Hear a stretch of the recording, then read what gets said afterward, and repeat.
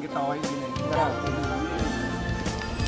Nasa construction si Architect Dax at ngayon nasa sneaker store. So magsi-sneaker shopping tayo ngayon. I think famous ka with the color na mint green. Oo. Mahilig ka sa green? Honestly, hindi. So nag-viral lang yung video ko. So hindi ka mahilig. Pero dahil nag-viral, hahanapan pa rin kita ng green. This is for men. Bigyan mo naman kami ng briefs na background sa sapatos. May ano ba? Mahilig ka ba sa sapatos? Nainlove ako sa On Cloud. Second pair ko na to. Etong suit mo? So sobrang gusto ko. Parang ginagawa ko all around pang gym, pang walking, pang site, gano'n. Kompleto na, no? Pinang sa site mo pa, pero para sa akin, di pa ganun kadumi yung ano na yan, ha? So, parang this time, I'm looking for a pair na off-white. Bibigyan natin ng mga suggestion si Architect Dax for his sneaker build naman ang gagawin natin sa kanya, no? Ito yung first na pair ko. Siguro ang issue ko dito, ito, ang bilis ma-accumulate, lalo na pag sa site. Pinaka-comfortable to kaysa dito. Pero before, bago ka mag-on, ano sinusuot mo before? Before, nag-ano ko, meron ako Fred Perry na rubber boot. Pero alam mo yun, so. So, usually ang comment kasi sa amin parate, once na-try nila yung mga malambot na sapatos, hindi lang specifically may iba pa tayong sapatos. Ang nangyayari kasi is, pag sinuot mo yung isa mo sapatos, parang tigas. So, minsan nangyayari, naiiwan na lang yung ibang sapatos. Yun, nakatambay na lang yung sapatos.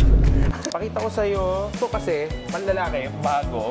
May pagka-mint green. May pagka-mint green. Ito kasi yung On na Cloud Coast, no? Ang maganda dito is, pag tinatamad ka ng yumuko, ganun na lang, Wow.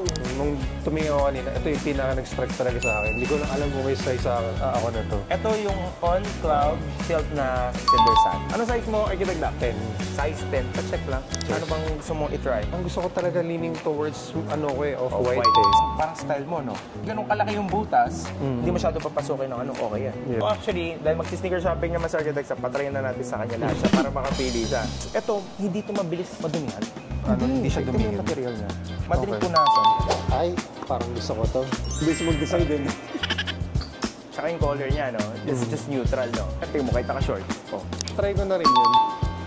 Ito, parang mas may striking lang siya kasi may red. Ang ganda nga rin ito. Ganda, diba? Yan na, may bisita. Sila Miss Ina, tsaka sa Bata Engineer. Andito na. Oh, nagmachi-machi. Ano ba naman yan? Napag-aalatan na, Architect Dax, ha? Ito na.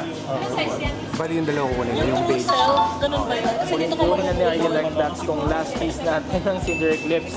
Nahingit ako kay Inay. Nakikita ko yung kay Ina, oh. Ayan ang couple pair, machi-machi. Andito na tayo magcha-check out na si Architect Dax. So, ang napili niya is yung On Cloud Tilt natin na Eclipse Cinder. Last pair na namin to ngayon. Bote kasha. Kasi hindi ko talaga siya size. And then the other one is the Cloud Nova. Ang bilis kanina, pang third mo lang sana to, ngayon may pang fourth ka na. Total lang natin, the total would be 24,790. Dahil nag-visit kayo sa amin, bigyan na lang namin kayo ng freebie na sulabin yung t-shirt. That's our thank you for coming. Labas lang namin. Ito yun, pakita natin sa camera, may dumating kami ganito. So, classic lang. Pampogi lang. Oo nga eh, ganda ah.